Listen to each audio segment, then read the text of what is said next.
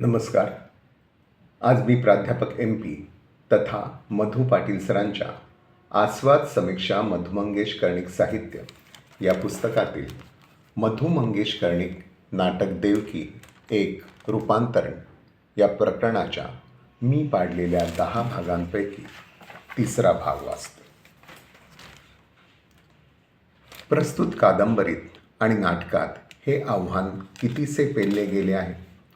प्रथम कादंबरीतील चित्रण थोडक्यात पाहून नंतर नाटकात केले गेलेले बदल पाहावयाचे. कादंबरीत काकीबाईला न सांगता बाबी खोतांनी देवकीसाठी लुगडी आणली. ती लुगडी पावसात ओली होऊ नयेत म्हणून स्वतःच्या अंगावरच्या कपड्यांनी गुंडाळून स्वतः ओले चिंब होणे.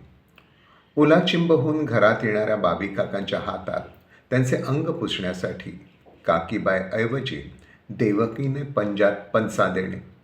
मध्यरात्री तापाने फणफणणाऱ्या बाबी काकांच्या शेजारी देवकीने बसून आपल्या पदराने त्यांच्या गळ्याभोवतीचा घाम पुसणे.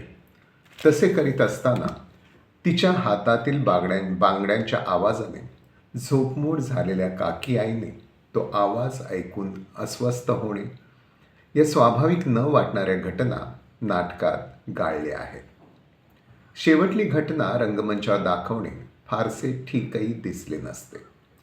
काकीबाईची झोपमोड करून तिला विलक्षण अस्वस्थ करणाऱ्या वरील घटनांनंतर या गावच्या खोतान आमच्या देवाच्या दरबारातली भावीण पळवून आणली असे रामेश्वर देवळाच्या पुजाऱ्याच्या प्रतिनिधीकडून कळताच काकीबाईचे पाय लटपटले नि ती सुन्न होऊन दरवाजातच कोसळली.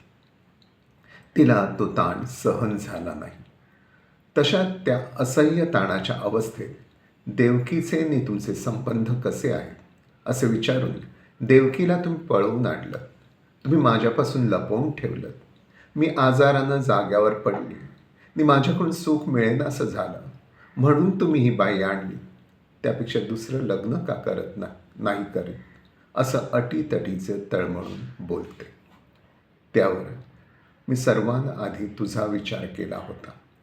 मला तुझी खात्री वाटली म्हणून मी तिला ये म्हटलं आणि तिला मी वचन दिलं होतं की तिची माझी लहानपणीची ओळख आहे हे इथं कुणाला कळू द्यायचं नाही. तिला परकेपणानं वागवायचं नि तिचा पूर्वेतिहास कुणाला सांगायचं नाही असं बाबी काकांचं स्पष्टीकरण.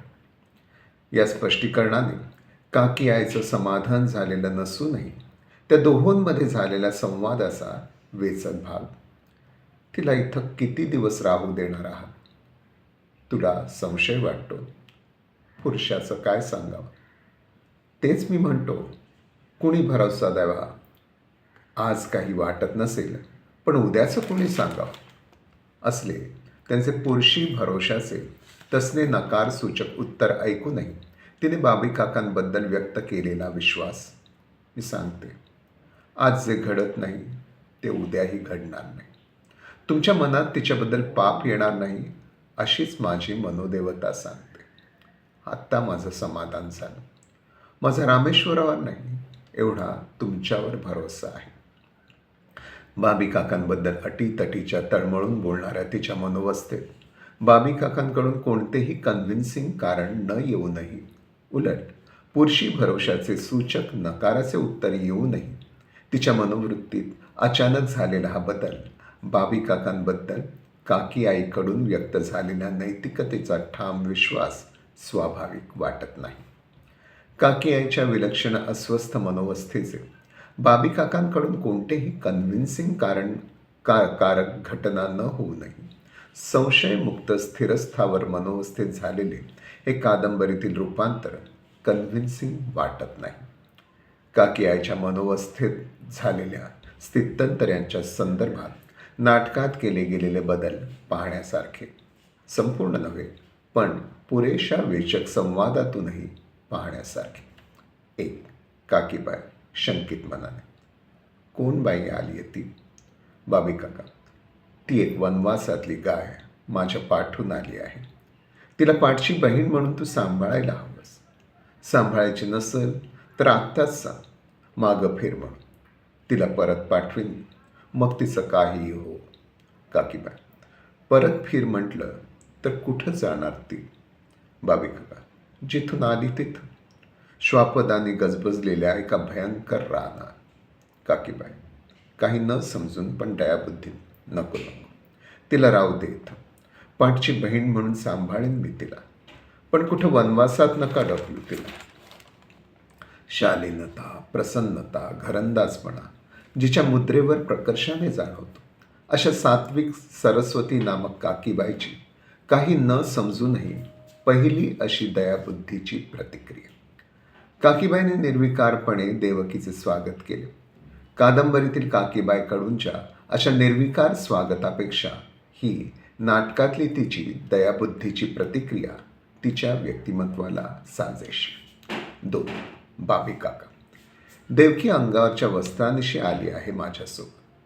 मी असाच जातो आणि तिच्यासाठी 2 पातळं घेऊन येतो. काकीबाई, माझी लुगडी नाही का चालणार? बाबी काका, अगं पण ती लुगडी कशी नेसणार? तिला पातळच हवी. कादंबरीतील काकी आईला काहीही न सांगता बाबी काकांनी देवकीसाठी लुगडी आणणे, याऐवजी काकी आईला सांगून बाबी काकांनी देवकीसाठी ती आणणे ही नाटकात बदललेली घटना स्वाभाविक ठरते आणि लुगडी व पातळ यातला फरक सुचवून ती आणणं अधिक ठीक वाटतं. बाबी काकांनी काकीबाईला सांगून देवकीसाठी लुगडी पातळ आणणे या घटनेने काकी आईच्या मनस्थितीत सुरू होऊन लागलेली चलबिचल, नाटकातील घरगडी रुमड्या महार, म्हातारे राघू साटम, देवकी, बाबी काका यांच्या बरोबरच्या संवादातून चढत्या क्रमाने दिसू लागते. काकीबाई, तुझ्या खोतांना तू किती वर्ष ओळखतोस? आता एका बाईला तुझे खोत घेऊन आले आचऱ्याहून येताना. उद्या लोक काय म्हणते? रुमड्या, अहो यो आमचा खोत म्हणजे कलियुगातलं राम असा राम. भलतो संशय कसा घेतास? तुम्ही तरी काय काकीबाई? काकीबाई, तू आणि तुझे खोत यांच्यासारखी सगळी माणसं नसतात बाबा या जगात. अशी तिची चुळबुळ खोतांबद्दल काहीशी विश्वासाची, पण गावकऱ्यांबद्दल भीती सुचवणारी. देवकी, छान आहे घर बाबीचं. बाबीला बायकोसुद्धा फार चांगली मिळाली. फार भाग्यवान आहात तुम्ही दोघंही. काकीबाई, तुम्ही यांना ओळखता वाटतं अगोदरपासून. देवकी, एवढं अहोजाव कशाला करता मला काकीबाई? तुम्ही मला थोरल्या बहिणीसारख्या. काकीबाई, बहिणीचं नातं जोडलंस म्हणून बोलते हो, पण मी तुला अगं जागं म्हणायचं आणि तू माझ्या धाकट्या बहिणीनं माझ्या घराच्या मालकांना अरे तुरे करायचं. हे कोडं कसं सोडवू मी? देवकी किंचित स्मित करी. मी बाबीला लहानपणापासून ओळखते. बाबी काकांनी घरात आणलेल्या बाईबद्दल न सांगितलेलं हे असलं बालपणापासूनचं बाबी देवकीचं अरे तुरेचं नाते काकीबाईला अस्वस्थ करणारच. राघवनाना, काकीबाई, मगापासून इचारीन म्हणते. ती कोण? काकीबाई, ती आसऱ्याहून आली आहे आमच्याकडं. आजच आली आहे खोतांबरोबर. राघवनाना, कपाळाला आठ्या गेले. खोतांबरोबर? तसं काय नाही म्हणा, पण हल्लीचे दिवस ही बरी. काकीबाई, खोतांबद्दल म्हणतोस का तू? त्यांची बुद्धी फिरेल असं म्हणायचंय का तुला? राघवनाना, त्यांची बुद्धी फिरेल का अशी काकीबाईच्या मनात आली शंका.